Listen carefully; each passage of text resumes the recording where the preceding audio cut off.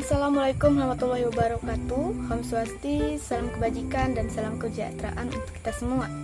Pertama-tama, marilah kita bersyukur atas kehadiran Allah Subhanahu wa Ta'ala yang mana pada hari ini saya dapat mempresentasikan tugas saya seputar COVID-19.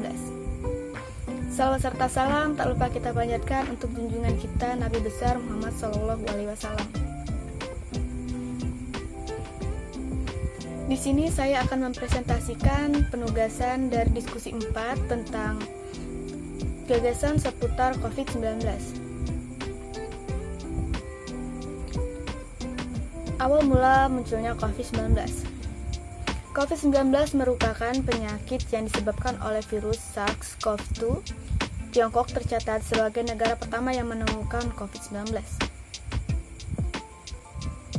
Dilansir dari Kompaspedia 5 Juli 2020, Tiongkok tercatat sebagai negara pertama yang menemukan COVID-19.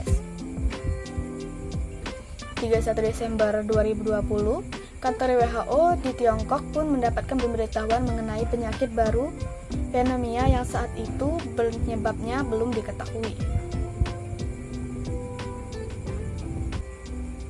Pneumonia atau infeksi yang menyerang paru-paru ini dideteksi pertama kali di kota Wuhan, Cina, Tiongkok.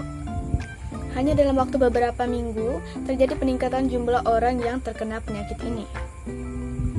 Pada 32 Januari 2020, WHO mengumumkan kondisi kesehatan darurat global.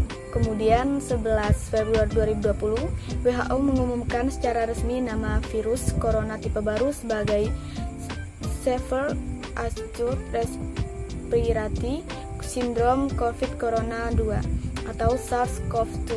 Sedangkan COVID-19 merupakan nama resmi untuk penyakit yang ditimbulkan. Lalu, bagaimana cara penyebaran COVID-19? Melansir dari WHO, virus COVID-19 dapat menyebar melalui beberapa cara berikut. Yang pertama, melalui droplet.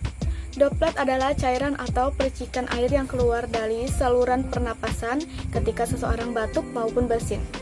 Resiko penularan COVID-19 melalui droplet meningkat drastis apabila seorang tidak mengenakan masker. Namun ternyata droplet tidak hanya terbatas cairan yang keluar dari ketika bersin atau batuk, melainkan juga ketika berbicara, bernyanyi, maupun tertawa. Yang kedua, melalui kontak fisik.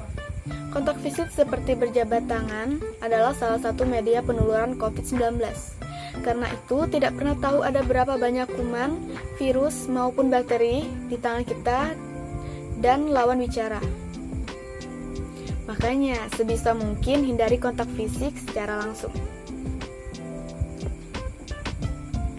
Yang ketiga, penularan melalui permukaan yang terkontaminasi. Penularan COVID-19 bisa terjadi saat seseorang menyentuh barang yang mungkin saja sudah terkontaminasi oleh droplet orang lain, lalu virus tersebut berpindah ke hidung. Virus tersebut juga menular ke mulut, mata, dan dari sentuhan barang yang terkontaminasi tadi. Yang keempat, ruangan dengan ventilasi buruk. Ruangan tertutup dengan ventilasi yang kurang baik menjadi tempat nyaman untuk penyebaran virus. COVID-19 dapat menyebar secara cepat apabila seseorang terlalu lama berada dalam ruangan dengan ventilasi yang buruk. Maka dari itu, bukalah jendela ruangan dan biarkan udara segar memenuhi ruangan untuk menghindari resiko tertularnya virus COVID-19. Yang kelima, tempat ramai. Menghindari tempat ramai merupakan salah satu dari sekian banyak upaya yang bisa dilakukan untuk mengurangi penularan COVID-19. Tempat yang dipenuhi oleh orang-orang beresiko tinggi karena dapat memungkinkan terjadinya sentuhan fisik atau droplet yang berbangun. Lalu, bagaimanakah cara pencegahan dari penularan COVID-19 ini? Cara pencegahan dari COVID-19 ini yaitu pertama, menggunakan masker. Menggunakan masker dapat menghindari kita dari batuk, bersin yang ditularkan dari orang lain yang terkena dampak COVID-19. Yang kedua, cuci tangan Anda menggunakan sabun secara rutin sebelum keluar dari rumah atau sesudah dari bepergian. Yang ketiga, menjaga jarak aman. yaitu ketika Anda bepergian keluar rumah, sebisa mungkin hindarilah kerumunan untuk meminimalisir dari terkenanya COVID-19. Dan yang keempat, melakukan vaksinasi. Melakukan vaksinasi yaitu untuk menambah daya tahan tubuh, menambah mood booster untuk ketahanan tubuh kita agar terhindar dari penularan COVID-19. Baiklah, sekian yang bisa saya sampaikan. Lebih dan kurangnya saya mohon maaf, kepada Allah saya mohon ampun. Wabillahi taufiq wal hidayah. Wassalamualaikum warahmatullahi wabarakatuh.